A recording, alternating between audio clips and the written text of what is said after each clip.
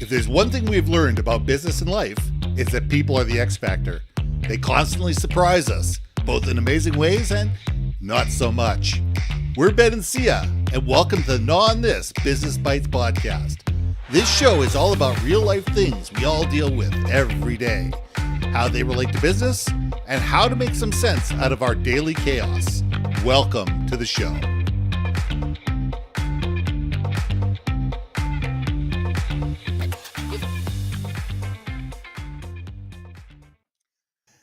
And welcome back to another episode of Gnaw on This Business Bytes. I'm Ben and this is Syya. And here's this week's question. How can we grow as a brand if we don't understand who we are? If you don't understand who you are, what you do, why you do it, who you do it for, why you're valuable, and most importantly, why people care, they won't. And if people don't care, you're not going to grow as a brand. We need to understand, going back to last week, you have to know who your tribe is. You have to know who your tribe is, why they care about you, how you add value to their lives, and why these people champion your cause. And most companies, I hate to say it, don't.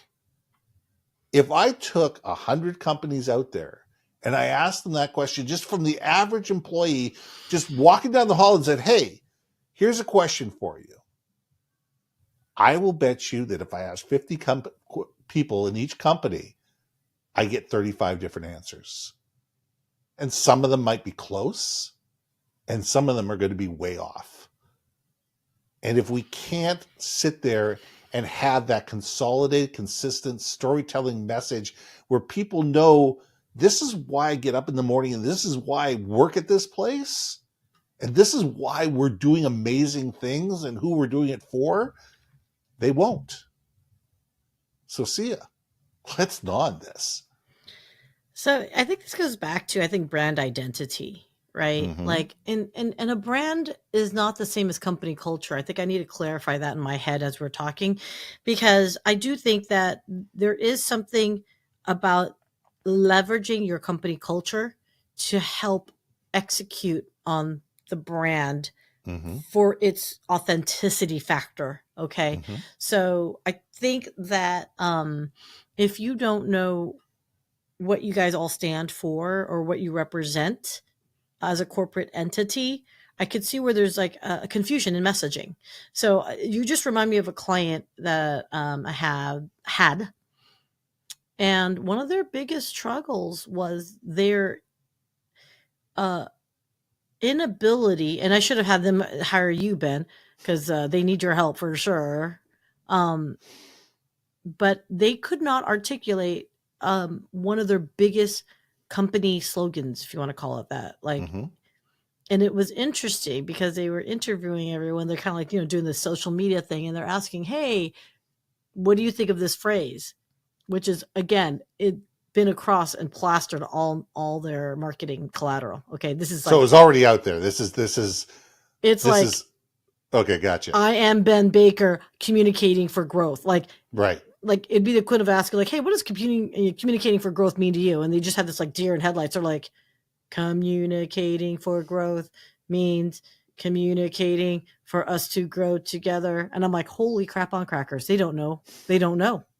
And no wonder as a company, they were struggling with helping to let their clients and prospects understand their value proposition and their story and their differentiator in the marketplace. And I had indicated to them, you have a problem here. And unfortunately, I think they're going to work through it. I think they're going to come out smelling roses over time. Knock on wood. Hold on. Wait. There we go. That's right. The wood's here. Steel plate's over here. Wood's over here. Okay, I'm good. Yeah. Well, I thought I had a knock knock. I do not have a knock knock. We'll build a knock knock in for next week. Thank you. I will just for me. Okay, so I digress. So yeah, no, if a company does not know internally what their freaking story is, how the hell are they going to articulate it elsewhere? I mean, it's just or they think of the old slogan and they're like, no, we're pivoting this way. You know what's crazy to me, Ben? Let me ask you this. if you were to like look at the top 100 the Fortune 100s, Mm-hmm. on a scale of 1 to 10, how do you think, how well do you think they have been able to articulate their brand, mission, purpose? Well, it's interesting because the top 100 companies fluctuate so much these days. Because the question is it top 100 companies based on top line revenue, bottom line revenue, brand awareness, and there's 50 other factors to look at when you're looking at the top 100. I'm sure Forbes top 100 isn't the same as Inc.'s top 100. No, of course and not. and they'll look at it very differently. And the first thing that people need to understand is that most people think that your brand is your avatar, it's your logo. And all that is a reminder. It's a placeholder. It's that bookmark. Remember when we used to actually read books and we had the bookmark in that thing? That's what it is. That's what your logo is, a bookmark. Nike is not a swoosh. It's striving for excellence. That's what the Nike brand is. It's the personal strive for excellence. Doesn't matter if you are a weekend warrior or if you are an elite athlete. It's for striving for excellence.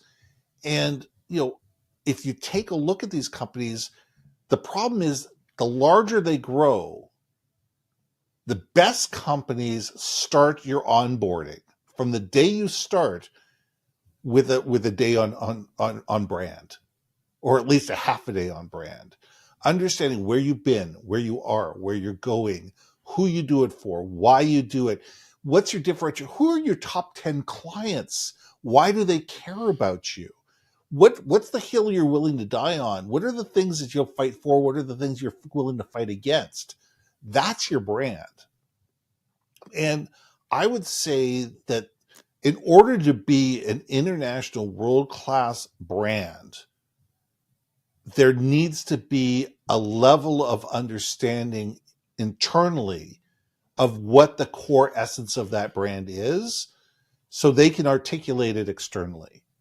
Because if you people inside your company don't understand who the essence of who you are is, they can't be passionate advocates for it, and they can't create stakeholders and champions for the brand externally. So I would say that companies do this very externally. There are brands out there that are extremely successful.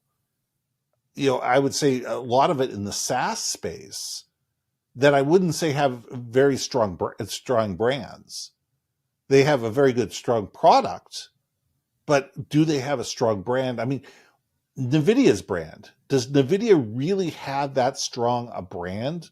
Can we really say what is NVIDIA's essence as a core?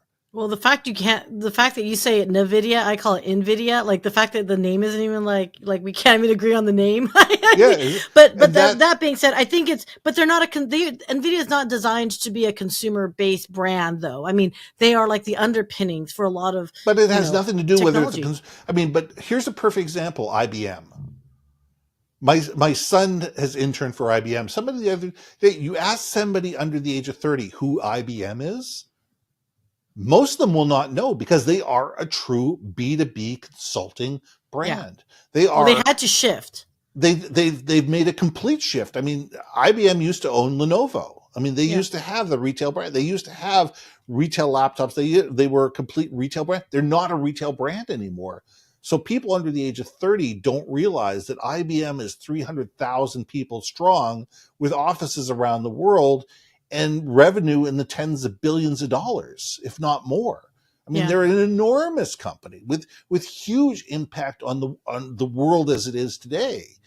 But it's a brand very few people know what it is unless you are in the B2B, corporate world. If you're an enterprise level person, you absolutely know who is. Just like EY or KPMG or any of those organizations, if you're in the know, you know exactly who they are.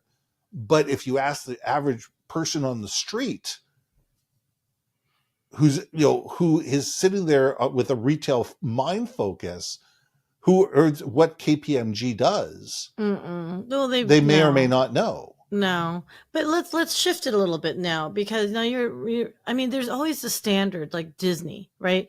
Like Sure, let's I'm take just Disney for example. like, and I'm not talking about Disney's a Disney retail brand. Studio. I'm talking about the resorts because again, and mind you, it's 30 years old. Okay, people, I'm very cognizant of the fact it's been 30 years since I've been there, but I will say this much: there is something to be said about the Disney method of getting people hundreds of thousands of employees over the years, cast members, by the way, cast members over the years to march to the same beat. All right. Yes, Call it brainwashing. I don't care what you want to call it, indoctrination, whatever. They do a good job of indoctrinating everybody. You absolutely. could be an hourly freaking, whatever to Turnstile a operator. Yeah. salaried middle manager. Congratulations, you raised. Okay, no. But everyone goes through the exact same orientation. Everyone, Yeah. salary and You hourly, learn the Disney way. the Disney way. And but they do a great job of telling the story. Yes, Here's they do. why we do the way things we are. Here's what we are actually in business for. Hmm. Disney is not just a entertainment company. They're not an amusement park company. Those are the mechanisms Those are assets. to help execute of making memories. Hmm. Disney is all about taking your emotions for wonderful roller coaster rides and embedding their branding with those emotional ties. So Absolutely. we've talked about this many times in content creation in general, right? If you can find a way to emotionally hook people up to your content, they will remember you. And I believe Yes. very strongly that's why Disney is where they are, because they have very strong brand identity. They have a very strong uh like culture, Hmm. but that everyone's executing. Now again, Yes. I am not talking about politics, which actually Disney is actually a good example of our previous conversation I didn't mention. That's true. But Absolutely. again, it is, if a company does decide to go, political or whatever, can its culture uh keep it alive, right? Like, Does it and I think, support it? Does the culture support the brand, which supports the message? right. And Disney, the answer is yes. The answer is absolutely yes. Is that the Disney way and how you are brought into Disney and how you are continually, you know, reinforced on that messaging and that storytelling and that experience generation. I mean, Mm-hmm. your job as a Disney cast member, doesn't matter who you are, is to try to make somebody's day extra special that day. Because You they know, teach you empathy to understand this is someone's it's lifetime savings to come here. So okay, absolutely. I know look, people. Ben and I are Disney groupies. Okay, like We I'm like are. a kid in the candy shop when I'm at Disney. But that being said, I also know the ugly side as a former cast member, right? So like, I get it. I No get it. organization is perfect. No, absolutely not. But we're gonna keep going, and I know we have to cut. I can see we're at time. So Oh, we're getting close. I mean, it's interesting to be able to look at the comments, and I can't wait to read the comments on this. Is to sit there and say, how do we, as you know, and let's bring it back to small companies. Let's, before we leave this, let's bring it back to small companies because, quite frankly, there's far more small companies in the world than there are large true. companies. And the trick is, even if you're a company of three, even if you're a company of five, how you build that experience. And I think that's what you do is you may not have the Disney budget. You may not have billions of dollars to spend, but it costs nothing to make a client feel special. It costs nothing to be able to differentiate yourself and how you create an experience for your clients to be able to make them champions of your brand and not just have you just be that, oh God, all right, fine. They're a pain in the ass to deal with, but we need what they have and they're cheap. All right, so fine, we'll buy from them this time. But Yeah. if somebody's cheaper next week, we'll go somewhere else. Yeah. As brands, as small companies, as medium-sized companies, as large companies, it's the experience that we create time after time after time, and the way that we are empathetic to our clientele, the way that we listen to, we understand, and we value people is what differentiates us, and that's what elevates our brand and enables people to not only tell our story for us, but champion our story for us. And that's how small businesses become mid-sized businesses. Mid-sized businesses become large companies. Large companies become enterprise-level companies because there is that emotional tie that we build to the brand. Yeah, I love what you said. I have nothing to add, sir. So let's leave it there. I'm Ben. I'm Syya. And we'll see you soon. Hey. Thanks for listening to another episode of Not On This, Business Bytes. If you liked what you heard, we most humbly ask that you like, share, and hit that subscribe button. If you want to communicate more effectively within your organization, contact Ben at IamBenBaker.com or me at BrilliantBeMedia.com. We can help you build your community, brand awareness, and personality through digital content and podcasting. We cannot wait to hear from you. See you next week for another episode of Not On This, Business Bytes.